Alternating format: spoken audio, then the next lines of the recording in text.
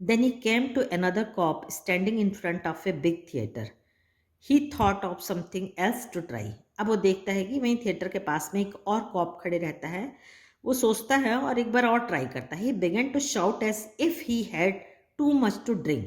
His voice was as loud as he could make it. He danced, he cried out. अब वो जोर से चिल्लाता है और उसकी आवाज़ बहुत जोर से चीखने लगता है, नाचता है, चीखता है, चिल्लाता है. And the cop turned his back to Soapy and said to a man standing near him, "It's one of those college boys. He won't hurt anything. We have ordered to let them shout." तो corp जो रहता है वो सोचता है ये कोई college का बॉय है, ये किसी को नुकसान तो नहीं पहुंचा रहा है, चलो इसको लेट देम शाउट, चिल्लाने दो. सोपी वॉज क्वाइट. अब वो बिल्कुल चुप हो जाता है. Was no cop going to touch him. कोई भी पुलिस इसको छूना तक नहीं चाह रहा था. अरेस्ट करने की बात तो बहुत दूर है. He began to think of the island as if it were as far away as a star. अब उसको जो आयरलैंड है वो एक तारे की तरह दूर नजर आता है. He pulled his thin coat around him. The wind was very cold. अब वो अपने कोट को चारों तरफ से ढक लेता है अपने शरीर को और हवा जो रहती है बहुत ठंडी हो जाती है. Then he saw a man in his shop buying a newspaper. The man's umbrella stood beside the door. Soapy stepped inside the shop, took the umbrella, and walked slowly away. The man followed him quickly. "My umbrella," he said. "Oh, yes, it is," said Soapy. "Why don't you call a cop?" "I took it." "Your umbrella? Why don't you call a cop?" "There's one standing at the corner." The man walked more slowly. Soapy did the same. But he had a feeling that he was going to fail again. The cop looked at the two men. अब वो सोचता है कि दूसरा plan करता है कि एक जो जेंटलमैन रहता है वो न्यूज़पेपर खरीदता रहता है, बाजू में उसका अम्ब्रेला रहता है. सोफी उसके अम्ब्रेला को लेके चले जाता है तो जो दूसरा अनदर मैन रहता है come claim that umbrella is mine, कि ये अम्ब्रेला जो है मेरा है. तो सोपे बोलता है कि आप कॉप बुलाइए और मुझे अरेस्ट करा दीजिए. "I said the umbrella man, that is you know how this things happen. If that's your umbrella I am very sorry. I found it this morning in a restaurant. If you say it's yours I hope you all." तो आदमी कहता है कि यदि आप बोल रहे हैं कि अम्ब्रेला आपका है तो श्योर ये आपका ही होगा, क्योंकि ये अम्ब्रेला आज सुबह एक रेस्टोरेंट में मिला था. अब सोपी का जो थर्ड प्लान होता है वो भी फेल हो जाता है. "It's mine," cried Soapy with anger in his voice. उसकी आवाज में बहुत गुस्सा होता है. The umbrella man hurried away. The cop helped a lady across the street.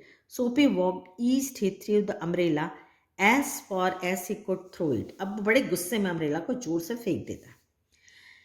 He talked to himself about cops and what he thought of them. Because he wished to be arrested, they seemed to believe he was like a king who could do no wrong. अब ऐसा लग रहा था वो कुछ भी गलती करे वो एक राजा की तरह है, उसे कोई भी गलत नहीं समझ रहा था. At last, Sophie came to one of the quiet streets on the side of the city. He turned here and began to walk south towards Madison Square. He was going home, although home was only a seat in a park. अब जो रहता है वो last में आखिरी में जो सोपी रहता है वो स्ट्रीट के शहर के एक स्ट्रीट में जाता है और चलते चलते वो साउथ साइड मेडिसन स्क्वायर में चले जाता है. हालांकि उसका जो घर होता है वो एक सीट की तरह रहता है, बट एक वेरी क्वाइट कॉर्नर. सोपी स्टॉप्ड. एक किनारा रहता है, वहां जाके वो एकदम खड़ा हो जाता है. Here was his old childhood home. ये जो घर रहता है वो उसका बचपन का घर रहता है. Through one window he could see a soft light shining. वो खिड़की से झांक कर देखता है, धीमी सी अच्छी रोशनी आती रहती. That had been his living room.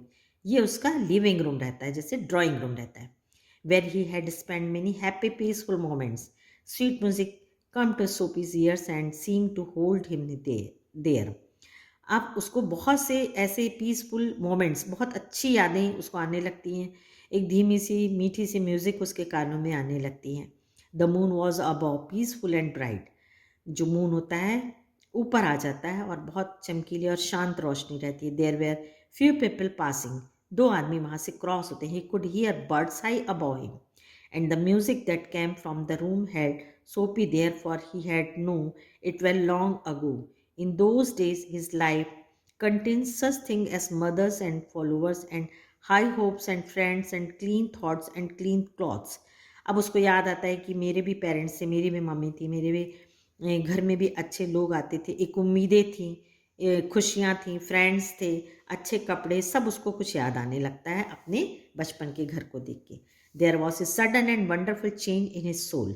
अब उसकी जो सोल, उसके आत्मा में अचानक से एक चेंज आता है, परिवर्तन आता है, उसकी सोच में चेंज आता है. He saw with sick fear how he had fallen. वो सोचता है कि मेरी कितनी गंदी सोच थी, कितनी कमज़ोर सोच थी. He saw his worthless days, his wrong desires, his dead hopes, the loss power of his mind. वो सोचता है कि वर्थलेस डेज, कितना बेकार में घूम रहा था. हिज रॉन्ग डिज़ायर, मेरी जो इच्छाएं थी वो कितनी गलत थी. हिज डेड होप्स, मेरी आशाएं कितनी मर चुकी थी. The lost power of his mind, और मेरा जो दिमाग का पावर था, ताकत थी, वो सब कुछ खत्म हो गया था. वो ऐसा क्यों सोचता है? क्योंकि वो विंटर से बचने के लिए जेल जाना चाहता है. ऐसा कोई भी जो हेल्दी इंसान रहता है, जो शरीर से या मन से हेल्दी रहेगा, वो ऐसी सोच नहीं रख सकता. लेकिन जब वो अपने चाइल्डहुड होम को देखता है तो उसको खुद पे बहुत रिग्रेट फील होता है. And also in a moment his heart answered his change in his soul. और उसी समय उसके अंदर चेंज आता है, वो अपनी सोच को चेंज करता है. He would fight to change his life. अपने जीवन से वो लड़ना चाहता है. He would pull himself up. अपने आप को वो ऊपर ले जाना चाहता है, आउट ऑफ द मड, जिस दलदल में वो फंस गया रहता है. He would make a man of himself again. अब वो फिर से एक अच्छा आदमी बनना चाहता है.